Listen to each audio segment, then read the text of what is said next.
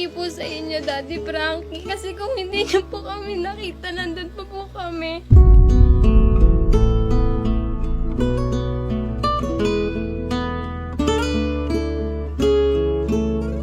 Anong gusto mong mangyari dyan, Lloyd? Bahay o gawa tayo ng barbershop mo? Total, nandito na kayo sa nanay nyo. Opinion ko lang, no? Opinion din ng karamihan. Mas maganda, bumalik kayo sa mga pag-aaral nyo.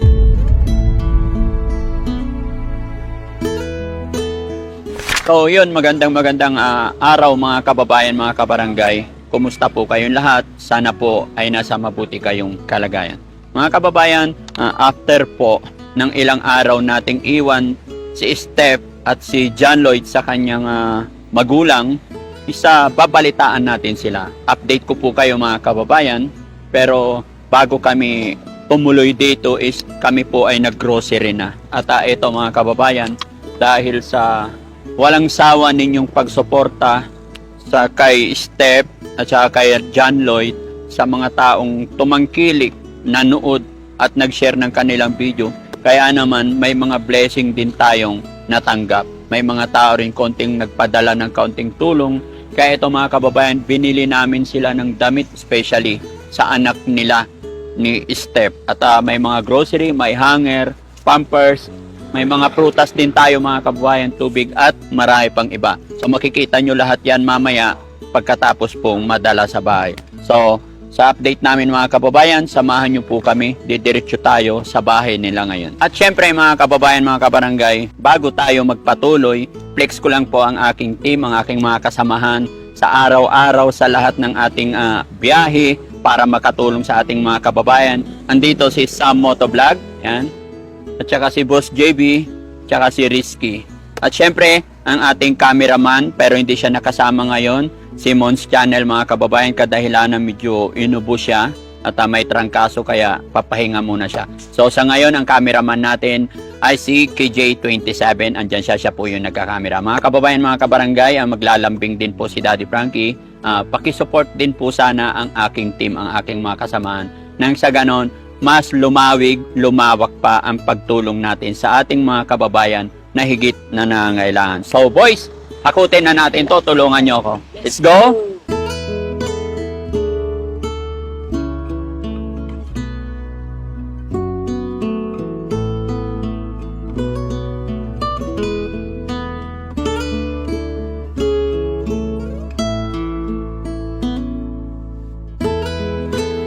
So ayan mga kababayan, mga kabarangay, nandito na po tayo sa harapan ng bahay nila Steph at kasama ko rin ang aking mga boys. Ayan, so kakatok tayo at samahan nyo ako mga kababayan. Tao po.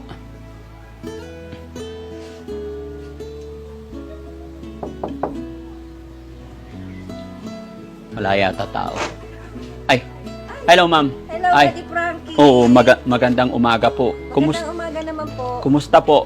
Eto, mabuti po. Eh ma'am, nakabalik kami kasi gusto rin naming kumustahin si John Lloyd tsaka si Steph. Kumusta na po kaya sila? Mabuti naman po. Ay, salamat. Nandyan ba sila? Po. Oo, at saka may mga dala kaming madala kaming grocery at damit para kay baby. Salamat po, Ayan. Daddy Frankie. Opo. O, pwede ba kang makausap si Steph tsaka si John Lloyd? Sige po. Pasok mo kayo. Oh, sige. Tanggal lang ang shoes. Hindi, okay lang. Tanggal lang.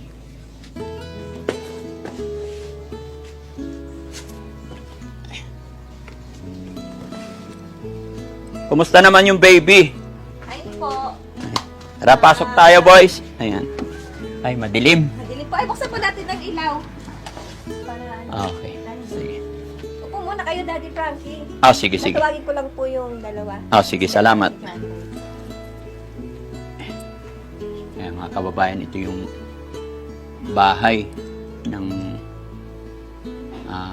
mother ni John Lloyd. Kukumustahin natin yung mag-asawa. Hindi ba nanibago yung baby nila?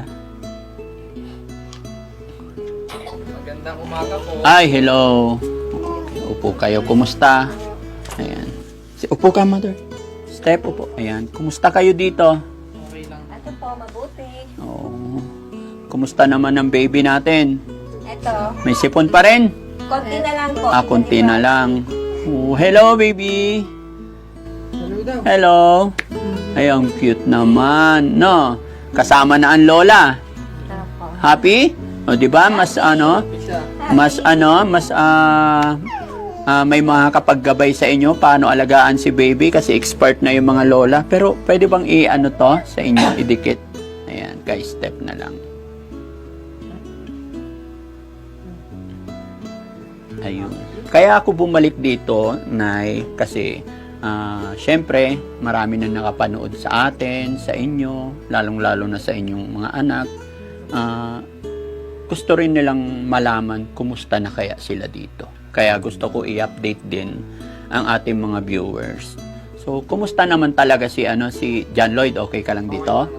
Oo. At syempre, isa rin na dahilan ba't kami nandito, may mga grocery kaming dala. So, papasok ko lang. Boys, pakipasok yung okay lang ba dito? Pasok natin. Yung pasalubong natin. Tulungan ko sila. Ayan, bumili kami ng mga prutas. Oo, para Saka may mga damit din. Sige, lagay mo na lang dito yan. Ayan. Pinaka-importante dyan na yung pampers, tsaka ng mga bata. May hanger din para syempre tag-ulan. Mahirap matuyo yung damit ng baby. Ayan. Sabon. Oo. Sisya na kayo, hindi masyadong marunong mamili si Daddy Frankie. Basta kung ano yung alam kong okay, dyan na yan. Wala na doon? So, ayan. Ang dami nating grocery ngayon. Sana makatulong yan sa inyo, no? Lalong-lalo na sa baby. May damit din si baby. Binilhan din namin siya ng damit, no? Kasi kukunti. Napansin namin, mga kababayan, kukunti ang damit ni baby. Kaya, sana magkasya to. Ayan, hindi man kami perfect, mamili, pero tulong-tulong ang Team Daddy Frankie para makapamili ng damit para kay baby.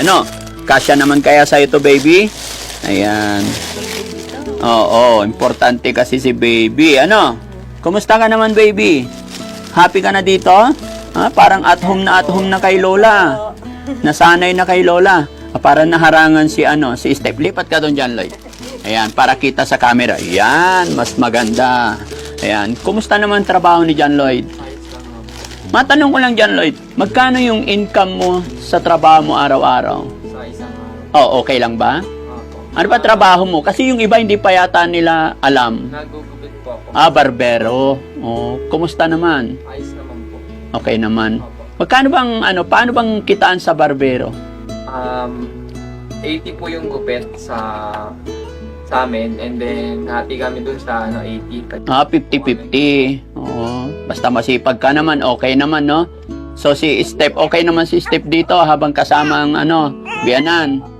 Si mother naman, happy na. Happy, masayang-masaya, Daddy Frank. Masayang-masaya. Kasi buo na yung pamilya na. Buo na yung pamilya. Okay, salamat sa Diyos, no? Ito muna po kami, Daddy Frank. Sige. Kausapin ko lang tong dalawa. May lapit ako. Ayan. Okay. Nagugutom na yata. So, matanong ko lang John Lloyd, kasi mga bata pa kayo, kung napapansin nyo yung gusto ng mga viewers, total nandito na kayo sa nanay nyo, may mag-aalaga sa anak ninyo. Pwede siguro opinion ko lang, no? Opinion din ng karamihan. Mas maganda bumalik kayo sa mga pag-aaral nyo kasi mga bata pa kayo. Ikaw, John Lloyd, lalong-lalo na ikaw ang father de pamilya. Mas maganda pagpatuloy mo yung pag-aaral mo. Pwede naman pong ipagpatuloy, pero sa baka sa susunod na taon. Sa susunod na taon na lang. Makaipon lang. Matapos lang namin yung binyag ng anak ko. Okay na po yun. Pwede na po kami. Iniisip mo, gusto mo talaga mapabinyagan muna. Kailan ba ang balak niyong pabinyag sa anak mo? Yung target date niyo, may iniisip na ba kayo? Ano po Isasabay yun po sa birthday niya. Isasabay. Mas maganda para tipid sa gastos. Dapat sabay nyo na rin yung kasal nyo. Di ba? Hindi pa rin kayo kasal? Para triple celebration. Pinagpaplanuhan po Opo. kasi namin. Pinagpaplanuhan. Pinagpaplanuhan yung kasal. Okay. Pero okay na man kayo dito? Opo, Huh? okay. Komportable na? Oo, syempre. Gusto pa rin po namin bumukod talaga. Gusto mong bumukod talaga? Napag-usapan nyo naman yan ng mama mo. Kasi sa akin, John Lloyd, kung ano yung decision ninyo ng mama mo, yan, kami tutulong lang. Hindi namin pwedeng diktahan kayo. Kasi syempre kayo yan. Kung ano maging decision ninyo, tutulong lang ang Team Daddy Frankie.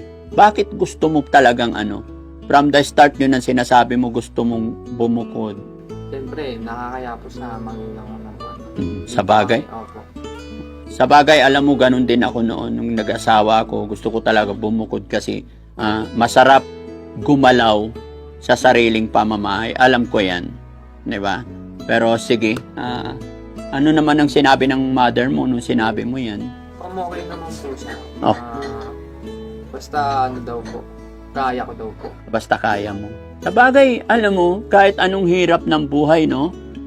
Lahat naman kahit maliit ang sweldo, napagkakasya yan. Nasa inyong pagsasama yan. Okay?